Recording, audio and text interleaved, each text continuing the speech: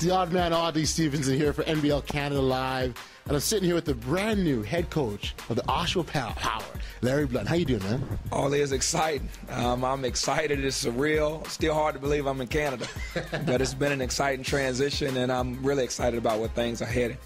So. Well, I tell you, you know, watching in the sidelines and watching your approach, you bring a lot of energy, animation. Talk about your philosophy and style as a coach. Well, I just love basketball. I'm gonna be honest with you. I mean, if I think it's the greatest thing in the world that you get to play a game that still brings you the same joy that you had as a little kid. You know, these guys on our team, they're blessed with an unbelievable opportunity to play a game. You know, and I don't take it for granted. I think every possession, every day, I want to bring as much energy as I can bring, and you know, I hope that it's contagious with not only our team but also with the fans and with the community. So.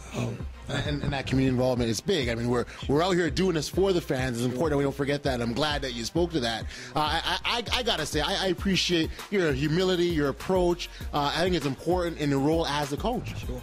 Well, that's the only way. I mean, I think it's like I said, it goes back to as a gift. And it's it's a privilege. It's not something that's just a right. I mean, if you take it for granted, one day it can be gone. Yeah. And you know, I was raised that way. My parents always said, you know, you need to be thankful, and you know, I hope that that's contagious with our guys. I mean, I know they really appreciate the fans coming out and supporting us and all they do, and we want it to grow. It's the beginning of something that can be really special, and we hope that people can gravitate towards it and, you know, spread the word, tell their friends. If one friend brings one friend and another friend brings another friend, now we have a large number, so that's really exciting. Right. And that helps the team, because obviously, you know, you want to play in front of a crowd, and you know, you're winning games. And when you start winning, that does something. It's contagious. It solves all the problems and ills of the world, it seems. Well, we want to play a fast-paced style of play. You know, that's fun to watch. Yeah. We don't want to walk it up. We want to try to score 150 points, and hopefully we can keep them under 75, because we don't like when they score 100. No. But that's the style of play we want to create. You know, we want it to be a brand that's exciting. You know, if a guy takes a good shot and he misses it, we'll pat him on the butt and we'll run back. And if they score, which we don't like to happen, but if they do, we'll get it out the net. We want to run it down their throat. So, you know, that's going to be our identity, and we hope the fans can buy in and enjoy that brand of basketball. Fans like points. Fans like seeing score points, and that's exciting, as you said. I wonder if you could talk a bit about your journey up until this point, a little bit about your coaching background, and maybe sort of who's been important in your role and your own growth personally as a coach. That's a great question. And, you know, as I alluded to earlier, I think it's still surreal. And as I look back over my path, I played college football. I realized early that football players are crazy, and it's too cold outside, especially in Canada. But no, in all seriousness, I was a student at James Madison playing football. Coach Brickey was an assistant coach, and halfway through the year, at my senior year, I realized that I wanted to coach basketball. So I basically wearied Coach Brickey to death. I went in his office every day, every night. I begged him to do stuff. He would give me films, old game films and game tapes, and would tell me to break them down.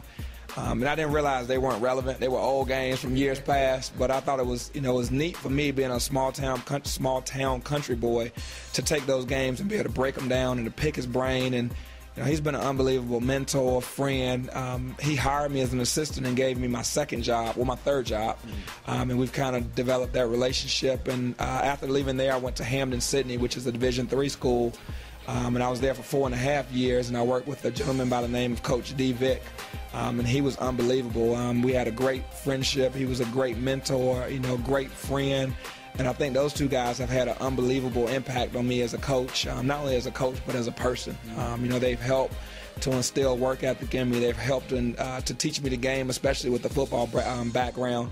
And they're two guys that took a chance. You know, I'm not a basketball guy. I think the guys now, I try to work on my game so I can compete occasionally. I don't know if I should say that, but every now and again I jump in practice. Nothing wrong with that.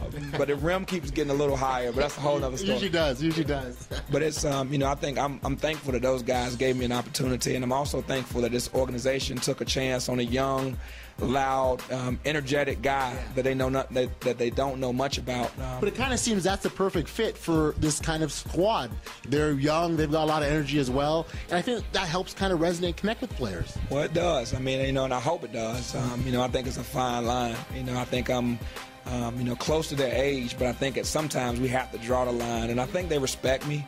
You know, and I want the game to be fun for them. You know, I think we have great guys.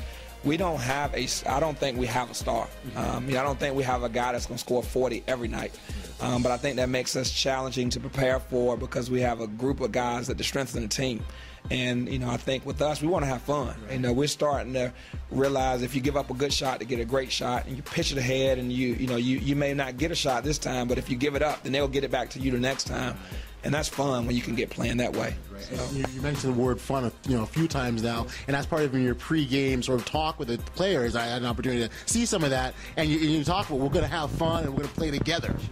Basketball is supposed to be fun. Right. It's amazing that they start putting dollars in this game, and that the jobs are in such high demand. And then even with the players, the jobs are hard to come by. And as a result, the fun goes away. And if every time I step out, and I'm sure this it resonates with the guys. When you step on the court, it's fun. When you're a 5-year-old kid and you're stepping out for the first time trying to hoisting a ball up, it's fun. You play Little League, it's fun. And somewhere along those lines or along the way, people lose sight of it's supposed to be fun. So, we want to remind our guys every day when you come to the gym, like I said, it's a privilege, it's not a right. And we want them to have fun. We want them to enjoy the game. If you enjoy what you do, you're going to be better at it. Absolutely. I think fun is the aim of the game here. And we talked about the fans and making this an enjoyable fan experience. It absolutely should be. Coach Blunt, I'm thrilled and honored to be sitting next to you and talking to you. And I wish you much success as we move forward. Oshawa Power, new head coach, Larry Blunt. Harley, thank you so much. And I hope you guys will come out and support us. Hopefully it will be fun to watch. And I can tell you firsthand, we really will appreciate, and we really appreciate when you come out, and we appreciate the fans that have already come out. So thank you for what you do.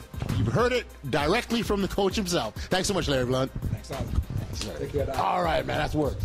That's perfect, man.